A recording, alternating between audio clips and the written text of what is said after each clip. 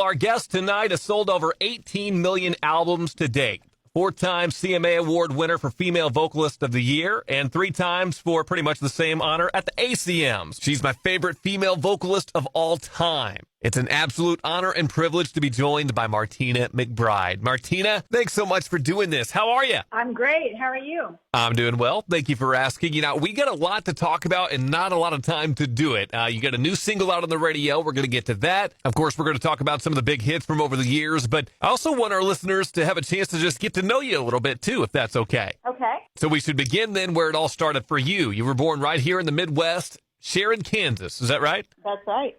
It's a tiny town. Less than 200 people is the population today, probably even fewer than that when you were growing up there. What was it about your upbringing that ultimately led you down this path of country music superstardom?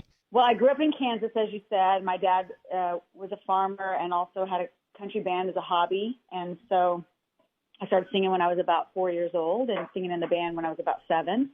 And, you know, just always wanted to do this from the time I guess as long as I can remember, actually. And so moved to Nashville in 1990 and got a record deal in 1991 and, you know, have been doing it ever since. So no surprise, a big family influence. How about musical influences outside of your family? Who did you grow up listening to that kind of inspired you? Yeah, I think probably my biggest influence was Linda Ronstadt. I listened to her every day pretty much for, you know, during high school and really tried to emulate her. And I always say, you know, we really didn't have music teachers or vocal teachers. It was a very rural, small area. But singing along with those records really taught me a lot. Yeah, I have so much respect for her. Just one of the greats of her genre, another one of the best voices of all time. And I guess it wasn't long after you got to Nashville that you started working with one of the greats in the country music genre, in Garth Brooks. You could probably help me fill in the details because I'm kind of foggy on how it all worked out, but you started working for him, like selling merchandise on his tour, right? Well, my husband was his production manager, and so I got a job on the road selling T-shirts so that I could be with my husband. We'd just been married about a year. And, yeah, so that's how that came about. I did that while I was trying to get a record deal. Yeah, not a bad spot to land. And your relationship with Garth and how he kind of helped you get started is a whole nother conversation, which I wish we had time to get into. And he wasn't as big of a star at that time as he would end up becoming. He was still kind of one of the new kids on the block. And it wouldn't be long after that you started having some radio success and you came in with a strong class of women that really set the tone for the 90s as being one of the strongest, if not the strongest, decades for women in country music. Oh, well, yeah, Faith, Leanne Womack, Sarah Evans, gosh, who else? We had so many. Jody Messina, Jamie O'Neill. You know, it was just, it was a really special time for women in country music, for sure. And I've had this conversation with several of those ladies who have come on this show, and we've talked about how, you know, you came in and you weren't afraid to push the envelope or stretch those boundaries of what people thought a woman should sing about in country music. And really, you specifically, and some of the songs that you chose, I thought led that charge. Did you plan on that coming in, or was that something that just happened organically? Not really, but, you know, I've always just made records that I've always been pretty experimental in the studio and with production. And I still go back and listen to my old records, and I feel like, you know, there's, not only were they different for the time, but they're still very unique. You know, they don't really sound like anybody else's records because then that's the thing about, I think one thing, you know, the female artists do really well is they really have a sense of who they are. They know themselves and their identity and what they want to say, how they want to change the world with their music and who they want to speak to. And so usually I feel like as women, my music sounded different from Faith's music, and Faith's music sounded different from Winona's music, and Winona's music sounded different from Leanne Womack. So, you know, I feel like we all had our own identity with our music in the studio.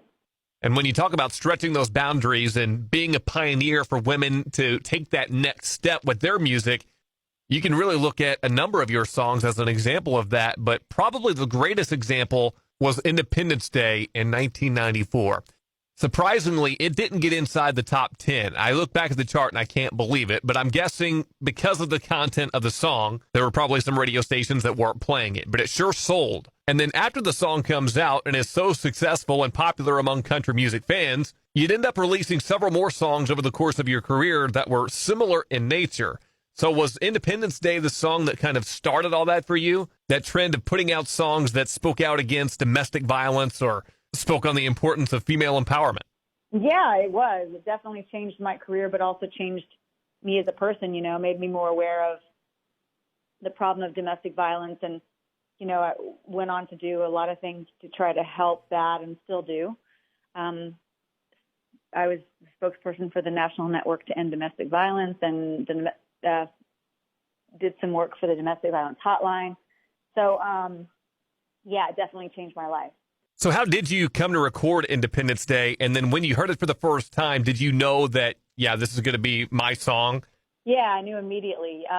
My producer at the time, Paul Worley, played it for me, and I just knew immediately that it was something that I wanted to sing and that there was somebody out there that needed to hear it. And perhaps you can shed some light on this, because I had heard that Reba McEntire had actually turned that song down before you got a chance to record it. And that might be her story to tell, but were you aware of that? And do you know the story behind Reba turning down Independence Day? I don't. And, I've never asked her about that.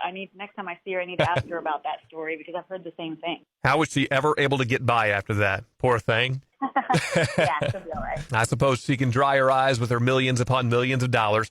Do you look at Independence Day, Martina, as your favorite song that you've ever recorded? And if not, what is? Well, that's really hard to pick. It's like, who's your favorite kid kind of. It's like, I love, Broken Wing. This one's for the girls, but some of my favorite cuts actually are album cuts that never were singles. And one of my favorites is a song called From the Ashes. That is a really good song. That's on the Emotions album, right? Yeah. Yeah, that is a great song. If you haven't heard it, pick up the Emotions album, listen to that one. You'll see why it's Martina's favorite. Now, I want to go back and talk about your breakthrough single, and I want to note that there's a difference between breakthrough single and debut single.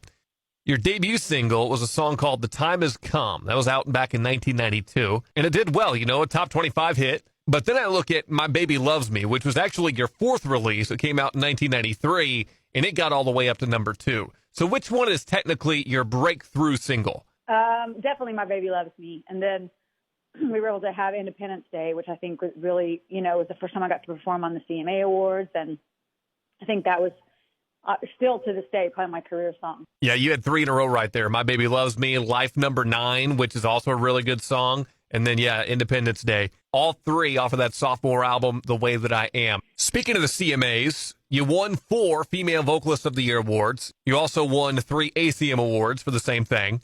Your first CMA was for the music video for Independence Day, which you won in 1994. Then your first female vocalist win came in 1999, also at the CMAs. To win once, I'm sure, is a dream come true. But to keep on winning, how'd that feel? Yeah, it was like I felt like Cinderella. I felt like we all worked really, really hard for that moment. And so I was proud of my team and everybody that, worked hard for that to happen. And it was I've been watching the CMA Awards since I was a little girl. We would all get in the living room and watch it together. And so it was kind of surreal getting to walk up those steps. And I felt like I had been accepted by the industry, and it was great. It was magical. So from your first CMA to your first number 1 hit, Wild Angels, the title track to your 1995 album. That was a lot of fun to record. I still love that song too. And, I found that song, I found Wild Angels and I think Life Number 9 on the same day. And back then and I still do, we used to listen to, hundreds and hundreds and hundreds of songs for each album. And we just had the cassette tapes in a stack, and we called it our stack of songs.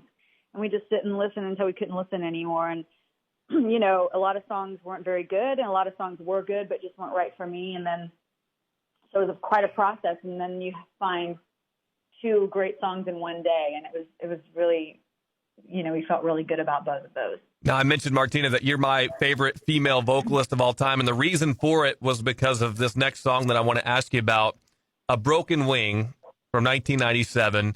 To me, is one of the great vocal performances that I have ever heard. And not to mention the song is just amazing. It's my favorite song of yours.